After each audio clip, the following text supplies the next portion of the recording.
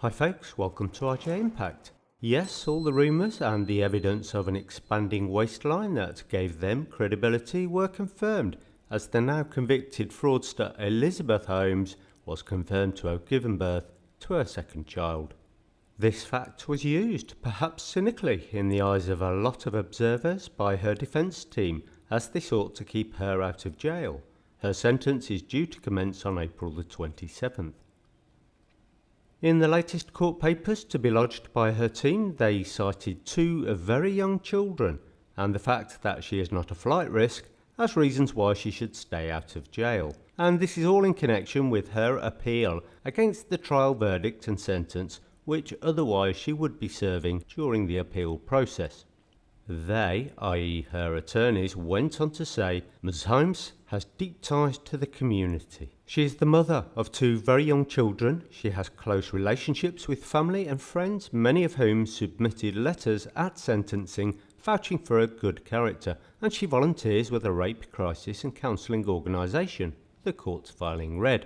Elizabeth, now 39, met the father of her children, Billy Evans, also her fiancé, in 2016. In the lead up to the date of her trial, she was manifestly pregnant with her first child, and the trial itself was then postponed as a result, coinciding with the forecast and then the actual birth of her firstborn. A quick summary of Elizabeth's rise and fall. She dropped out of Stanford University to form and become CEO of Theranos. And at one point her net worth was an estimated $4+ billion, which was the value placed on half of the company Theranos that she still owned.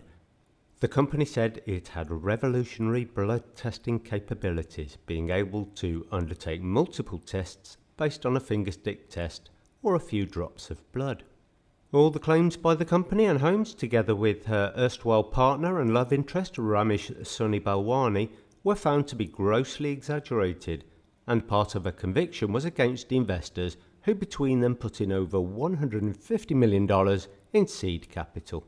She was found not guilty on patient-related fraud, as the jurors apparently found she was too far removed from them as individuals to have perpetrated a fraud on them. Balwani, on the other hand, her co-accused, was found guilty on all investor and patient fraud counts, 12 in total, and is due to commence his sentence on the 15th of March 2023. Beware the Ides of March, Mr. Balwani. Judge Edward Davila of the Northern District of California has recommended that Holmes serves out her sentence at a federal prison camp at Bryan. This is a minimum security women's facility located about 100 miles northwest of Houston. It holds roughly 540 female inmates across 4 dormitory units on a 37-acre campus. In its own literature, it talks about itself being a camp and that is more conducive to family visits than other prisons. And in his sentencing memos, Davila wrote that family visitation enhances rehabilitation. Despite all of that, the debate that remains open and which has a wide array of issues relates to the timing of her pregnancies and subsequent birth of her children. It is a question to a large degree of morality concerning, but not exclusively, was the timing of the first pregnancy a cynical attempt to insert herself as a pregnant person into a trial, hoping for a sympathetic view from the jury? Was this timing also an attempt to create pressure on the judge in case of guilt to be lenient or to avoid a jail sentence?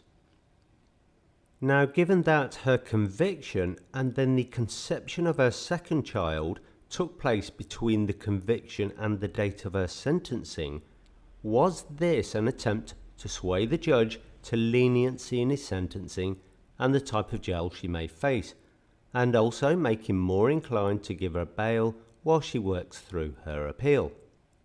Now, despite all of that, I think it's a very clear take that the moral status of someone who can bring a child into this world, knowing that there is a grave likelihood that they will lose one parent for a huge proportion of their formative years, is very clearly at the heart of the moral questions or statements that are being asked or made. And perhaps Was this a deliberate plan or merely a chance accident? The consequence merely of a couple living in a loving relationship, behaving in a perfectly normal, although perhaps not rational given the circumstances, way. I took a vox pop on this by casting around some of the social media sites and some of the news sites on what their takes were. To take a ex-newscaster, the former Fox presenter Megyn Kelly, she was quite blunt. She said, Holmes became pregnant on purpose. She went on to say, I hate to agree with the Twitter mob, but they're angry about the pregnancy, and suggesting that she did it on purpose, i.e. Holmes did. I just don't understand. You get pregnant anyway? She asked in a semi-rhetorical way. I too feel angry about it, and this is in response to a lot of social media comments, which I would say, based on my own observations, is primarily, if not overwhelmingly, in whatever camp Elizabeth Holmes is not. Just to give you a flavour of some of the opinions out there, I'll read out a couple that'll give you the general picture. And these are from a mix of social media sources. Euphoria 668. Don't believe these crocodile tears for a second. Master manipulator. Blank eyes and seriously disturbed individual with a lack of empathy and insight into what she did. Very dangerous person who would throw even her own kids under the bus to save herself.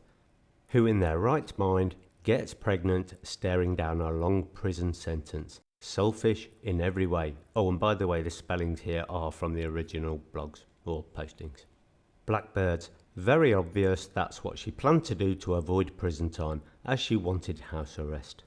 Awful, vile woman, and I hope she does the whole time, and when it comes to her children missing out on mummy, that is something she has to live with. Too bad, so sad.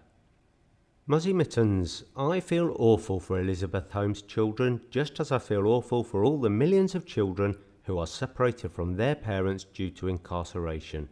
However, to knowingly get pregnant twice while on trial and then demand pity on those grounds is as manipulative as hell. Well, some strong words there. Anyway, take those comments or vox pop as you will. I didn't do any deep analysis or study on their ability to reflect the general consensus, but they do represent it as a general flavour, in my opinion anyway. It's been a little while since there's been any substantive updates on the Holmes trial. As and when any future events take place, I'll be sure to let you know. Bye for now.